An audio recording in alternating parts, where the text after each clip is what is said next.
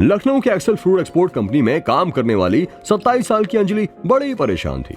सुबह सुबह ही उसका अपने पति आनंद के साथ छोटी सी बात को लेकर झगड़ा हो गया था और ऑफिस में भी उसके बॉस प्रशांत ने उसे डांट दिया था। अंजलि का सांवला रंग था, अच्छी फैशन सेंस थी और बड़ी बड़ी आंखें जिसमें कोई भी डूब जाए। पर फिलहाल अंजलि की आंखें बार बार भर कर आ रही थी। उसे कुछ सूझ नहीं रहा था क्योंकि आजकल उसकी लाइफ में कुछ भी सही नहीं चल रहा था, ना उसकी जॉब ना उसकी पर्सनल लाइफ। वो हर जगह से अपने आप को फ्रस्ट्रेट समझने लग गई थी, लेकिन उसे ऐसा भी लगता था कि वो ये सब कुछ किसी को बता भी नहीं पा रही है।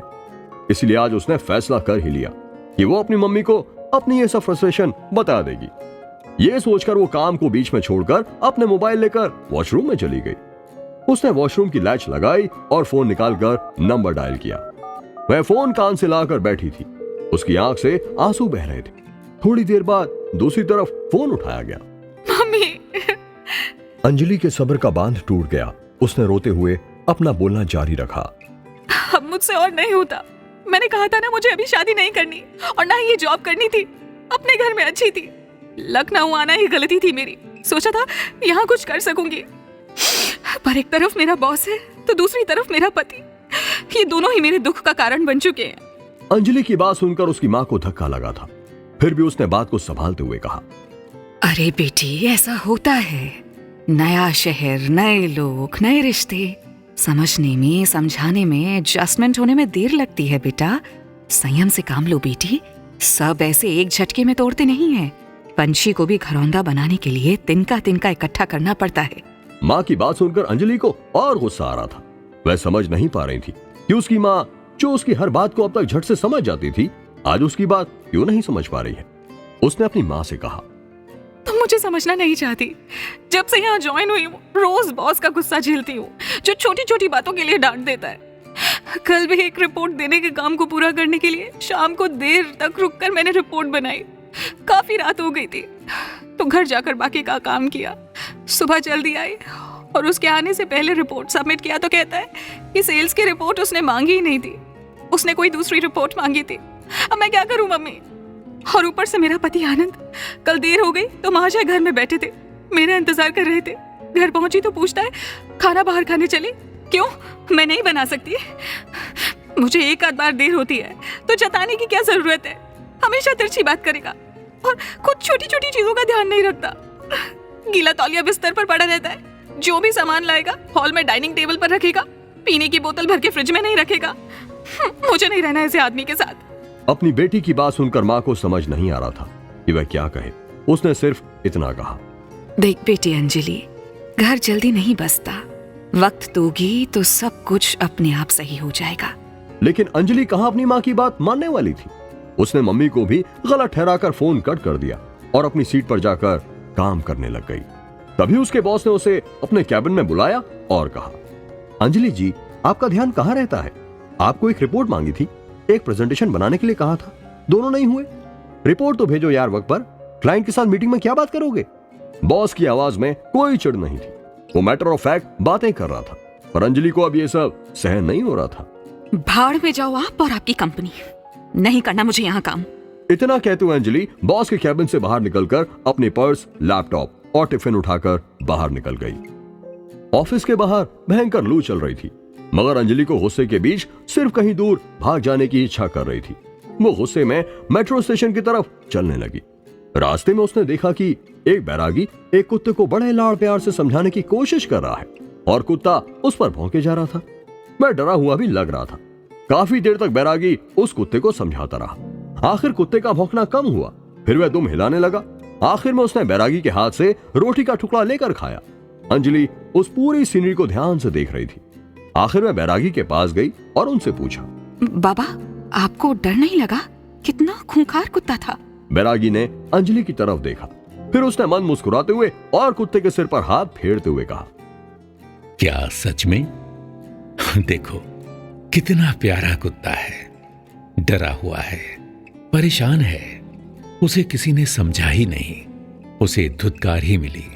अब जब उसे प्यार मिल रहा है तो वो उससे अनजान है, पर मैंने संयम दिखाया और इसे ये प्यार समझाने की कोशिश की। अब देखो कितनी शांति से बैठा है।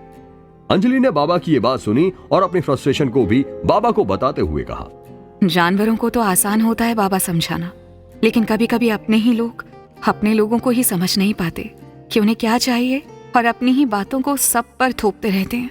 अब जैसे मुझे ही ले लो, मेरी जिंदगी तो लखनऊ आकर एकदम नरक बन गई है। ना मेरी पर्सनल लाइफ अच्छी बनी हुई है और ना ही मेरा करियर। एक पति है जो केयर या साथ निभाने के बजाय टॉन्ट मारता रहता है, और एक बॉस था जिसे बस बहाना चाहिए मेरे कामों में गलतियां गिनाने का। बस इन सब के बीच मेरी माँ थी जो मुझे समझा करती थी, लेकिन आज जब ये सब कुछ मैंने उनको बताया तो उन्होंने भी मुझे बस इतना कहा कि वक्त दे, वक्त के साथ सब सही होता है। बताओ बाबा, अब इन सब में मैं अपनी बातें किसको समझाऊं? बाबा ने अंजलि की सारी बातें सुनी और बाबा समझ गए कि अंजलि की सभी परेशानियों की वजह असल में क्या है। उन्होंने मुस्कुराते हुए अंजलि को जवाब दिया, बेटा, इस परेशानी का सवाल रामचरितमानस के अरण्य कांड के एक दोहे में छिपा हुआ है, जो कि कुछ इस तरह है। मन क्रम बचन कपट तजी, जो कर भूसुर सेव, मोही समेत बिरंची शिव, बस ताके सब देव। ये दोहा प्रभु राम राक्षस कबंध को समझाते हुए कहते हैं। इसका अर्थ है, मन वचन और कर्म से कपट छोड़कर जो भूदेव ब्राह्मणों की सेवा करता है, मुझ समेत ब्रह्मा शिव आदि सब देवता उसके वश हो जाते हैं।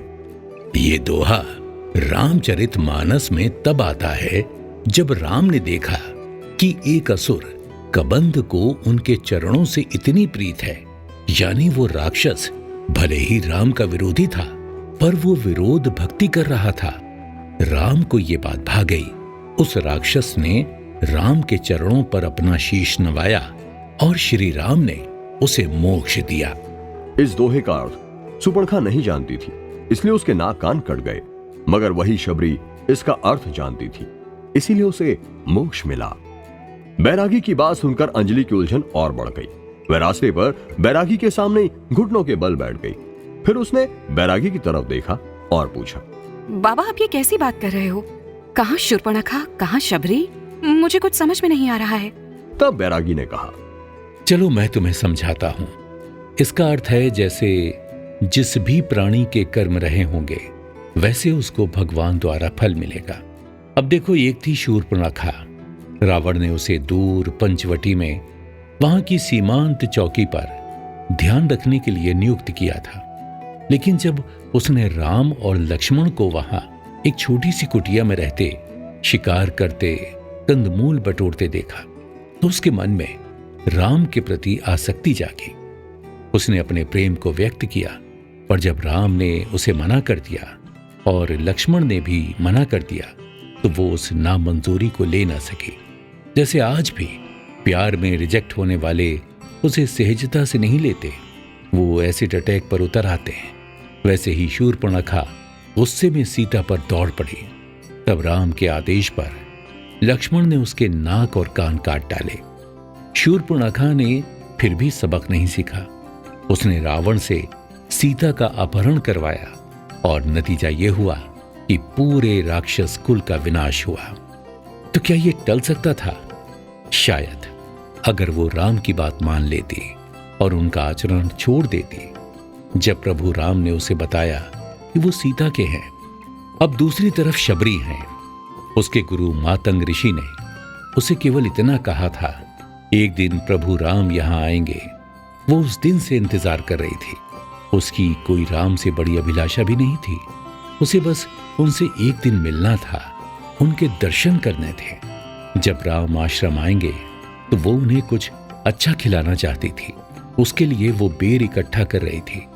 बेर मीठे हों इसलिए उन्हें चख कर देखती थी। जब राम शबरी के आश्रम आए तो उन्होंने देखा एक शबर स्त्री ना जाने कब से राम की राह देखती हुई उनकी भक्ति किए जा रही है। बूढ़ी शबरी जब राम से मिली तो उसका जीवन धन्य हो गया। अब उसे मुक्ति चाहिए थी, जो उसे मिली। देखो बेटी, इसलिए मैंने कहा, दोनों को राम की आस थी, दोनों को राम मिले। एक ने उन्हें दबोचना चाहा, उन पर कंट्रोल करना चाहा, तो उसे विनाशी मिला। वहीं दूसरी ने, यानी शबरी ने, उन्हें अपना सर्वस्व माना पर वो उनका इंतजार करती रही, उनके आगमन के लिए तैयार होती रही। जब राम आए तो उसकी वो इच्छा भी खत्म हो गई, उसे मोक्ष मिला। हमारे जीवन में भी हमें अक्सर लगता है सारा सब कुछ जो भी हो रहा है वो हमारी मर्जी से हो, जैसा हम चाहते हैं वैसा हो और उसी समय हो। पर बेटा, रिश्तों को पकने में देर लगती है, काम को समझने में देर लगती है। जब हमारे चारों तरफ का माहौल बदलता है तो उसके साथ एडजस्ट होने में और बदलते परिवेश के साथ चलने में देर लगती है। गुस्सा आता है, सब रिश्ते सब कुछ तोड़ डालने की इच्छा होती है। इसलिए कहता हूं, अगर सब ठुकरा दोगी, सब कंट्रोल करना चाहोगी तो शूर्पणखा की तरह खुद के विनाश का कारण बनोगी।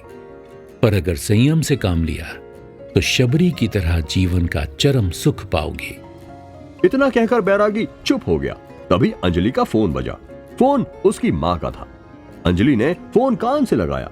दूसरी तरफ से उसकी माँ कह रही थी, बेटी, अगर तुझे इतनी परेशानी है तो घर आ जा। अगर तुझे लगता है कि शादी से कुछ गलत हुआ है तो घर आ जा। माँ की बातें सुनकर अंजलि के चेहरे पर मुस्कान थी। उसने कहा, नहीं माँ, मैं शूर्पणखा नहीं बनना चाहती। रिश्ते समझने में देर भी तो लगती है ना। थोड़ा आनंद को भी समझ लूं और थोड़ा मेरे बॉस को भी। उसने फोन रखा और जैसे ही रास्ते में पीछे मुड़कर देखा, वह बैरागी और वह कुत्ता दोनों वहां से कहीं गायब हो गए थे। लेकिन सामने से उसका बॉस कहीं जा रहा था। वह तुरंत बॉस से माफी मांगने दौड़ पड़ी और अपने घर और काम के प्रति और समर्पित हो गई। अगले एपिसोड में आप सुनेंगे लकी और बैरागी बाबा की मुलाकात की कहानी। कौन है लकी और क्यों वो अपने दोस्तों को मतलबी बताता है, और किष्किंधा कांड की कौन सी सीख बैरागी बाबा ने लकी को दी। क्या लकी सीख को सुनकर दोस्ती का असली मतलब समझ पाया या फिर लकी ने कुछ और फैसला लिया।